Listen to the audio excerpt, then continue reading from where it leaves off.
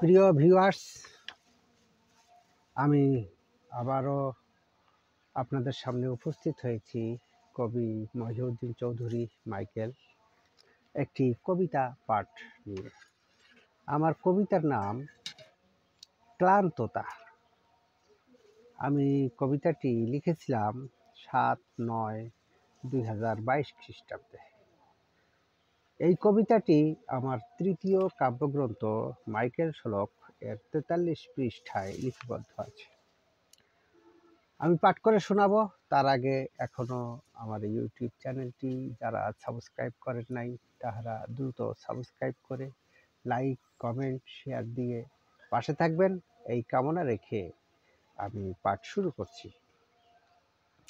জীবনের আনন্দগুলো এক সময় ধরার সময় রেখায় হারিয়ে যায়। ব্যস্ততা, বাস্তবতা, অভাব, শূন্যতা, বেদনা, রোগ, শোক এর ক্লান্ততা। এক সময়ে মানুষ হাঁপিয়ে ওঠে। সব কিছুর মাঝে জীবন চলে ছুটে। এটাই ধরার কঠিন বাস্তবতা। প্রকৃতিতে জীবনের দায়বদ্ধতা। আমার কবিতাটি এই পর্যন্ত। সবাইকে ধন্যবাদ।